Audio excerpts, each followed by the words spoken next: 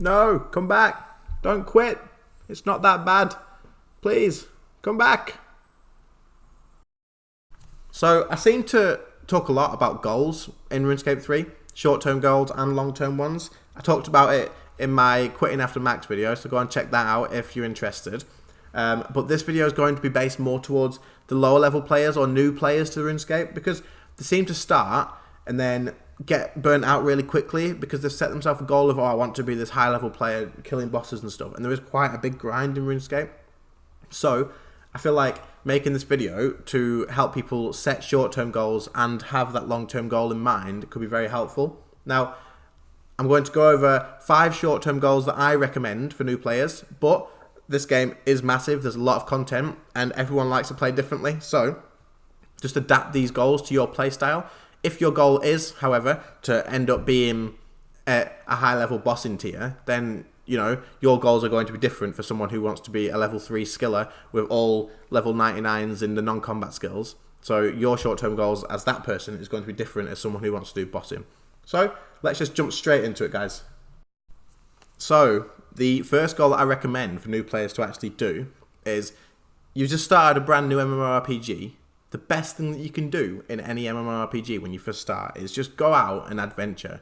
Now, you join these sort of games because you want to explore a new world and you want to go and see what places are available to you and if you can climb down that little ledge over there and that sort of stuff. So I do recommend exploring, but also in RuneScape there is a lodestone network, which you can see here on the screen now, and all these different sort of like shield icons are all going to be different teleports that you can access. Now you can see from this that if you have to teleport from town to town and they're quite close together, that this map's actually quite big, considering if it has teleports for each town to save you the time from having to travel to them all the time. It is quite a big, massive map. Now, this just gives you a sort of little example of how big the world is that's available to you. So what the first goal that I recommend you do is get out there and explore, but while you're doing that is unlock these lodestones. If you're free to play player, then you're going to have less lodestones available to you, but you are still going to have these lodestones that you can unlock. So the first thing I recommend you do is just take time to go and explore and learn about all the places and things like that, but while you're there is unlock these lodestones, because later on, once you've got yourself out and you've figured out what you want to do, then these teleports are going to help you out a hell of a lot by saving you a lot of time. And if someone asks you to go somewhere, you can just jump on your teleport network and you can teleport directly there. The second goal that I think everyone should set themselves as a new player to RuneScape 3 is looking at the quest lists, is completing all of the free-to-play quests. Now, I'm scrolling down them now, and there is quite a few actual free-to-play quests in this game. They've not just sort of dumped you with 6 free-to-play and then said, right, well now you have to buy membership to be able to even do any more quests, and this game's limited so much. This game actually gives you quite a lot of content as a free player. Now, even if you're a member, I do recommend doing these free-to-play quests. You can see I've not done all of them, but the reason being is I really, really don't like quests, I'm not going to lie, but I do recommend doing them just because it's going to introduce you to the game a lot better. When I started playing RuneScape and I tried to avoid these quests, my game was a massive grind and I quit so many times and I came back and quit and came back. However, the quests all do give you such good benefits and they help you level up quicker and they help you learn how to do certain things in the game a lot better. For example, the cook's assistant is going to teach you how to do the cooking skill, and the blood pact is going to introduce you to combat, things like that. And then obviously it'll start off with sort of easier quests, and that'll lead you all the way up to quests like Dragon Slayer, where you're going to go out and go on an adventure with the Champions Guild, and you're going to go in and slay this dragon. So it does take you on good adventures, and it does introduce you to the game's content. So I do recommend doing that. At the same time, this is sort of going to tie into goal number 3, and I'll mention that soon, but you're going to be leveling up and getting on with quite a few tasks at the same time for quests. As you can see, they have required skills and items as well. So each quest is going to say, oh, you need to have this level of crafting or this level of attack and strength or something like that. And you're going to have to work towards getting those for the quests anyway, and that's going to help progress your account. And as a low-level player, progression is going to be key into getting you into those endgame goals anyway. So, as I said before, this is going to tie into the third goal, and the third recommended goal that I have is leveling your combat skills to around about 50-ish, maybe a little bit higher depending on how you want to go with it.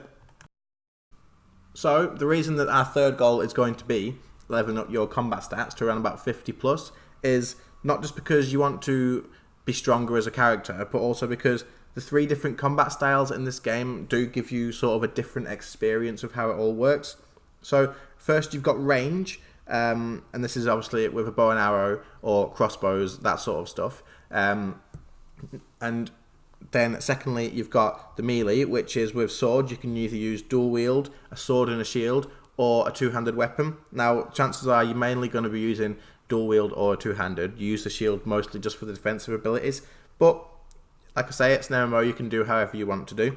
And then finally, you've got magic.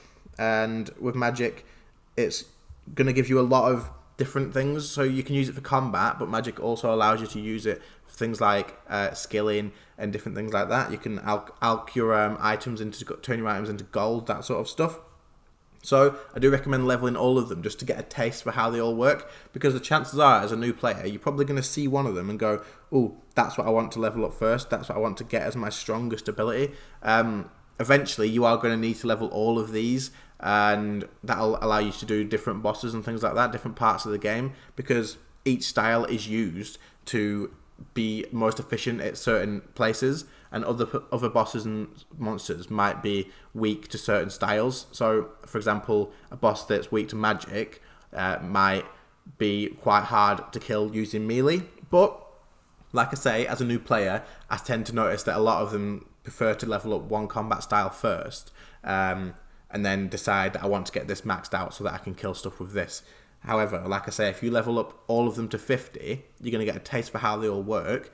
And then if you do decide to stick to one of them, at least you've got those levels in the other styles that will be able to help you out when you need to use them. So you're not going to get to a point of the game where you go, crap, I do need to use melee now, but I've only got level 5 in each of the melee stats, so I'm going to have to go back and grind them all out. So if you level them all out sort of evenly at the beginning, if you do have to eventually go back and level one, you haven't got as far to go. So that's our second one, but you're going to be doing that with the quests. Like I said, it sort of lines up together.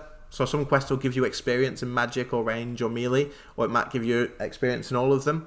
So it does sort of tie in together, but like I say, sometimes it's going to help you to go out and kill monsters to get a few items, that sort of stuff.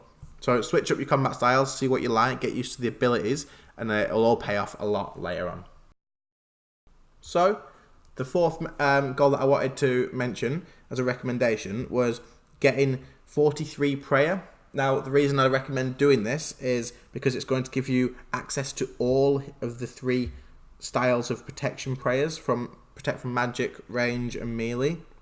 Now, the reason that this is going to help you a lot is if you are going to be doing quests or killing monsters or bossing or anything like that, even if you want to step into the wilderness maybe and see if you can kill anyone, you are going to want to use these to sort of reduce the amount of food that you're going to need to go through and keep yourself alive a lot better. So it's quite self-explanatory. Using protect from melee will reduce the damage of melee attacks by 50%, and so on for range and magic.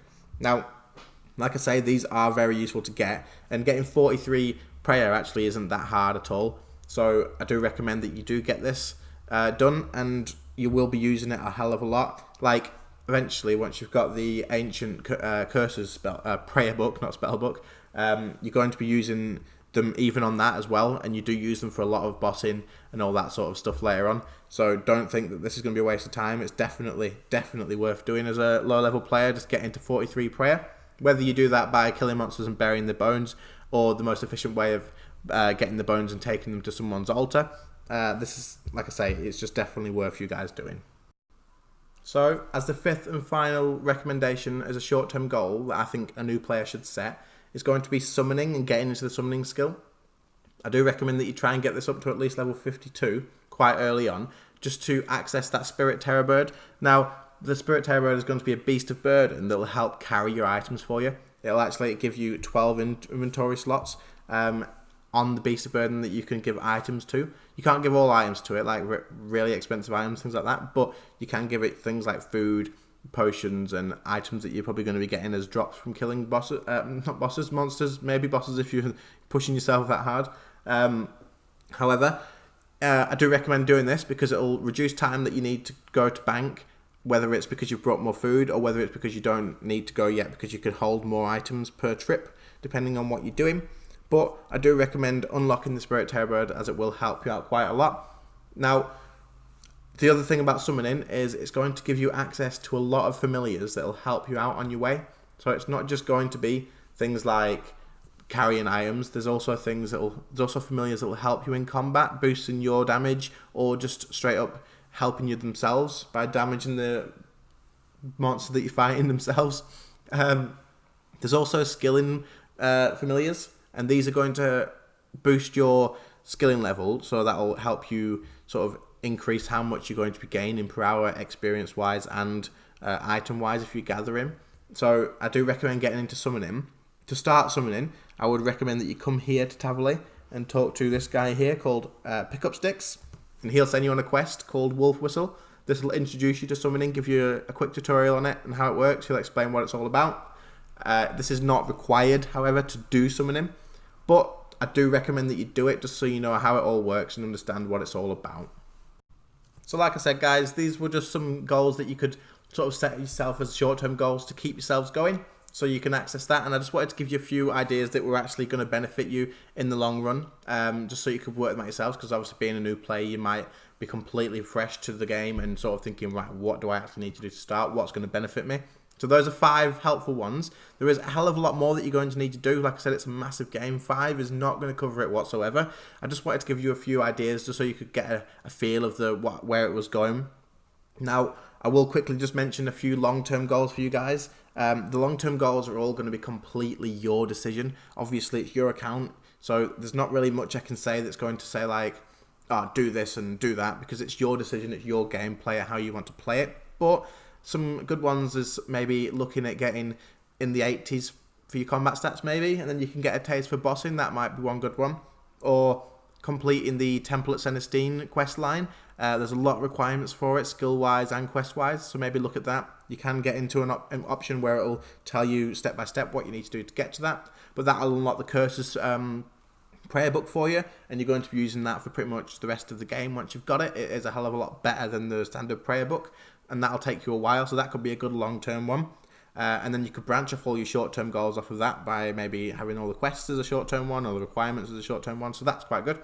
Or you could, if you were free-to-play player, maybe you're a free-to-play player and you want to become members, but you don't want to spend the money out of your own pocket for it, maybe have a long-term goal as building up enough money to get a bond. Obviously, as a brand new player, getting that 20 mil that the bonds sort of tend to sit around can be quite a slow process, just because as a brand new player with no stats and on a free-to-play world, it could be quite a grind to get that. So maybe set that as one of your long-term goals to get membership, and then that'll open up a hell of a lot more for you to do as well as a membership player.